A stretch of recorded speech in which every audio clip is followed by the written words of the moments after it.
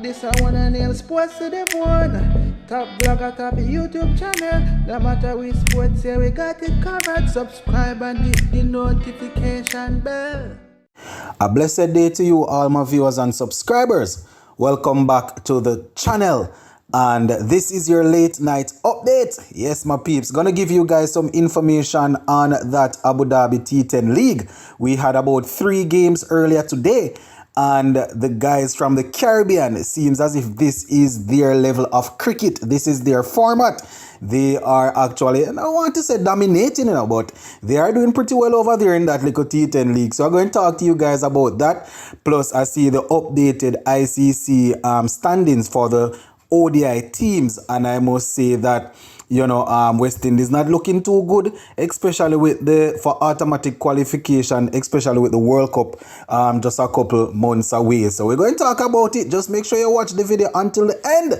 And if you have not yet subscribed, please go right ahead and subscribe to the channel. All right, so let me just go down into the games now, my viewers and subscribers. Yeah, man, so the first one, we had Captain Kieran Pollard. His team, they were actually victorious. The New York Strikers getting the better of the Deccan Gladiators. So the New York Strikers, they won that game by 8 wickets. The Deccan Gladiators batted first and they were only able to put together 109 runs for 7 wickets. 109 runs for 7 wickets.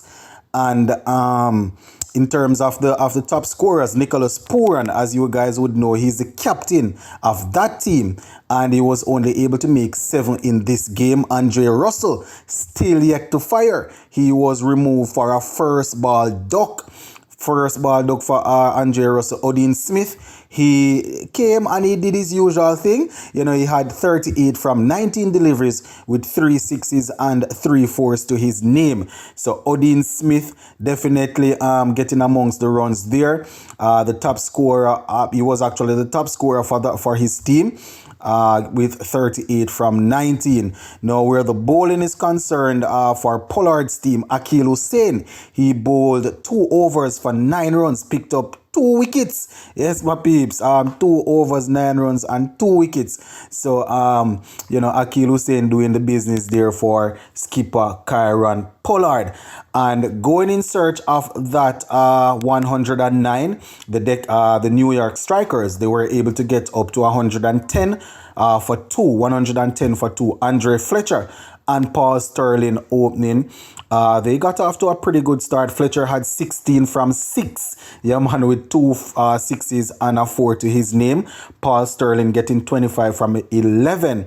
But Owen Morgan, the former England captain, he was the man that really did the damage, getting 42 from 23 with 5 fours and 1 6 to his name.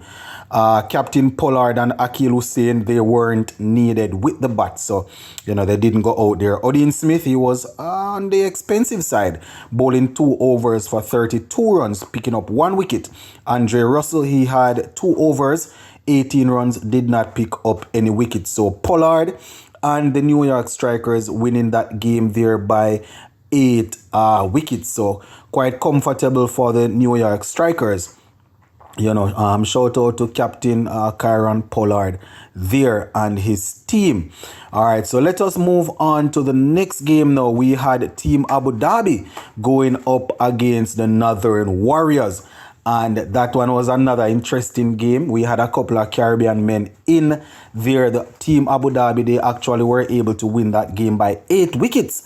So, we had the Northern Warriors batting first, and they were only able to put together a total of 95 for 7 of their 10 overs. 95 for 7. Kenar Lewis opening up with Adam Lith. Lith got 22. Kenar Lewis only 2. Captain Ravman Powell, he had 29. He was the top scorer, getting 29 from 10 with 4 sixes and 1 4 to his name. Boy, I tell you, my viewers and subscribers, Riyad Emirates, he was left not out on 1 from 1 delivery. I tell you, my peeps, I don't know, Captain Ravman Powell, his back is against the wall. His team, they have actually lost quite a few games there. Adil Rashid bowled 2 overs gave away 18 runs, picked up a wicket. Naveen Olhak had 2 overs, 19 runs, and picked up 2 wickets. So the Northern Warriors getting the Northern Warriors getting 95 for 7, as I said. No, Team Abu Dhabi, they were once again victorious, and that is the team of Brandon King. Brandon King wasn't fully needed. He only faced 1 delivery, was left not out on 1. The work was done by Alex Hales quite early. He had 44 from 25 with 4 fours and 2 sixes to his name. Chris Lynn had 31 from 20, while James Vince had 18. So that is how Team Abu Dhabi were able to secure victory in that game. No, we only had Ryan Emmerich from the West Indies. He was he bowled a couple of overs, 2 overs, 16 runs, picked up a wicket. So shout out to Ryan Emmerich, continuously doing his thing there. And the team Abu Dhabi 96 for 2 had 2 deliveries to spare. So another victory there for Chris Lynn and his team. Ravman Powell's team going down once again. So, all right, let us work our way over to the final game now. As I would have indicated earlier, 3 games were actually played. So, the final one, we had here we go. The final game, we had the Delhi Bulls going up against the Morrisville Sump Army. And the Sump Army, they were able to beat the Delhi Bulls by 8 wickets.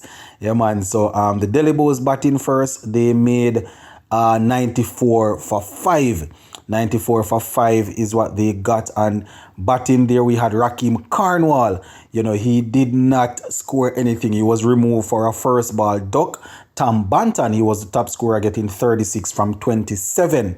And Kemo Paul, he was left not out on 36 from 18. You understand? So it was actually Kemo Paul and Tom Banton that really did some work for them. Captain Dwayne Bravo didn't get a chance to bat, neither did Dominic Drakes. No bowling for the other team. Sheldon Cottrell, he was pretty good, as you would have seen at the, I had a little clip at the front of the video there. Cottrell, 2 overs, 10 runs, picked up 3 wickets. And Henrik Nakia had 2 overs, didn't pick up any wicket. Dwayne Pretorius, as per usual, doing well, bowling 2 overs, 16 runs, and picking up a wicket. So that is basically the score that the Delhi Bulls made, 94 for 5. And going in search of that now, the other team, Johnson Charles, he opened up with Moeen Ali. Johnson Charles was the top scorer, getting 58 from 22 with 10 fours and 2 sixes to his name. Moeen Ali, the captain, he was removed for a first ball duck. Quite a few first ball ducks in these games, man. David Miller, he remained not out on 20 from 11 to basically finish things off. Shemran Hetmaya, he did not get a chance to bat, neither did Sheldon Cottrell. Dominic Drakes bowled 1 over for 6 runs, did not pick up any wicket. Dwayne Bravo, he had 1 over 13 runs, and he was not amongst the wicket either. So the Sump Army being able securing victory there in that game by all of 8 wickets. So yeah, my viewers and subscribers, just thought I would give you guys some information on that and those games. Quite a few West Indians in the league, so you don't know how it go. As much as how it's not the most competitive league in the world, still going to give you your little update so you can know exactly what is going on. All right, the final thing that I want to talk about is the standings. I think it's the Super League standings, and we see where West Indies, we are actually at number 8. You understand? And this is the Super League standing for the going into the ODI World Cup. India, they are at number 1. They would have played 19 games and they are at 129 points. England, they would have played so all of these teams that I'm going to call now, from 1 to 6, they have already qualified. So India, the host, they would have played 19 games, 129 points. England, they would have played 18 games, 125 points, qualified. Australia, 18 games, 120 points, qualified. New Zealand, 16 games, 120 points, qualified. Bangladesh, 18 games, 120 points, qualified.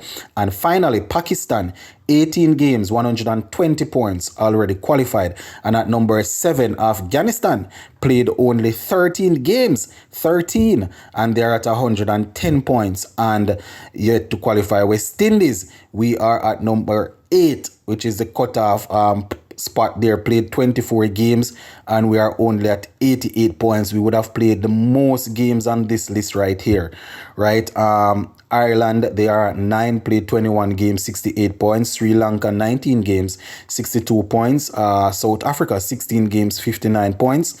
Zimbabwe, 21 games, 45 points. Netherlands, 19 games, 25 points. So definitely some work to be done still. I think we have a couple more ODIs. You know, we have a few against South Africa, I'm thinking. So we're definitely going to need to get points in all of those games to see how things can work out. But yeah, I just wanted to give you guys a quick update on how things are actually going. So we're going to leave it right there for now. Sports to the bone, keeping you informed. Please remember to like, share, leave us a comment. If you have not yet subscribed, please go right ahead and subscribe.